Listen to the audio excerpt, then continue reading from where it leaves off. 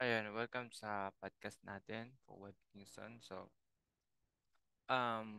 Marami talagang ah, dapat na ihinto na pagiging isang ah, reaction na tao.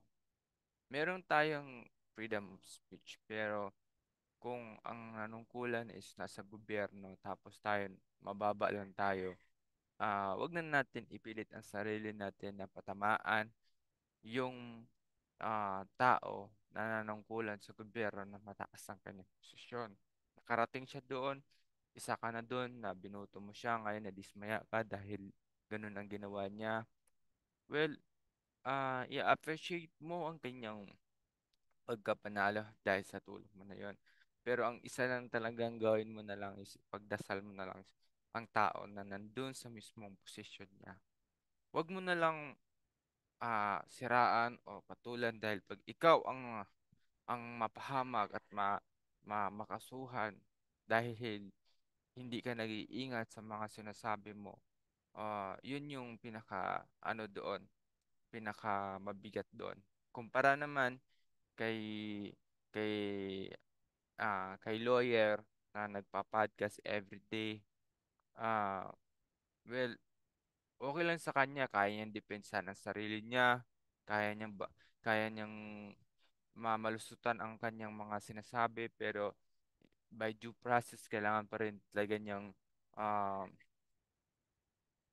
pag-isipan ng kanya ding depensa at kanyang performance pagdating sa court of law. Ngayon, dahil naging senador na siya, hindi mo pwedeng batikusin ng batikusin, batikusin kasi maraming mga nangyayari sa Pilipinas. Bilang isang senador, kailangan talagang ayusin lahat yun. Pero sa mga ganitong pamaraan at saka kailangan ba natin siyang pilitin na maayos lahat? Hindi talaga. Wala tayong karapatan, wala tayong lakas, wala tayong dahil tayo ay suportado lang ng isang freedom of speech pero wala tayong karapatan para lang hawakan siya sa leeg. Siya ang may karapatan na paggalawin ang kanyang nasasakupan dahil siya ay isang senador. So, respetuhin na lang natin siya.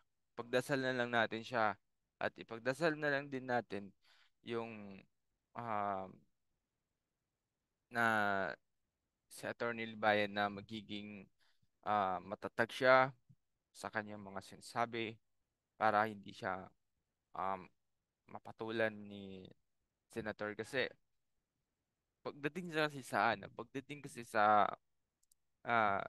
connection at saka sa connection both side. Ala talaga mataas talaga yung senador kaysa sa lawyer eh. So, kaya lang niya talaga niyang batikusin.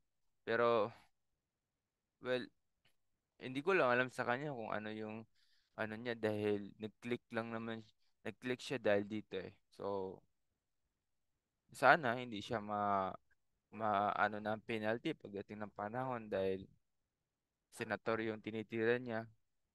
So, ayun, sana magiging humble pa siya sa mga darating na panahon. Kasi mahirap kasi gaya na sa unang podcast ko tungkol sa kanya, mas magandang magtuon na lang siya ng performance sa pagiging lawyer niya. Mas maganda yon na-achieve niya yon. Kung tutuusin lang, mababa lang talaga yung narating ni Tulfo kaysa sa kanya eh. So mataas talaga yung lawyer IQ. So yun lang. Ang masasabi ko sana hayaan na lang natin siya sa ganyang batikos kasi kung papatulan mo kung kanyang mga desisyon o itatama mo, well, ano niya yan eh, kumbaga episode niya yan eh, show niya yan. Lalapat man ang mga tao, hindi, show niya yan. Kumbaga, naka, naka-patent yan, naka-register yan, na meron siyang show ng ganyan by YouTube or ano man ang proseso niya. Well, nandun na tayo. Successful siya sa YouTube, successful siya bilang politician, successful siya bilang isang kapatid. Well, ganun lang. Ganun lang ang masasabi ko. I-appreciate natin ang mga taong nagsisikap. Kasi the more na merong nagsisikap, the more na meron na achieve. Kaysa naman batikosin mo siya, why na lang na hindi ka na lang magbatiko sa sarili mo at mag-achieve ka ng mga bagay-bagay at maka-appreciate man ng mga tao at doon nagsisimula ang pagiging ah, independent ng isang country. Kung bawat isa nagkakaroon ng malawak na pag-iisip at magiging independent sa sarili, magkaroon ng isang magandang plataforma. So, ganun lang. Kasi kung babatikusin mo yung kapatid mo sa ganyan, bakit hindi siya nag-aaral ng maayos, magalit ka sa magulang, sa nanay, tatay mo dahil yung kapatid mo hindi nakikinig. Well, ano mo na lang, i-separate mo na lang ganung reaction or decision.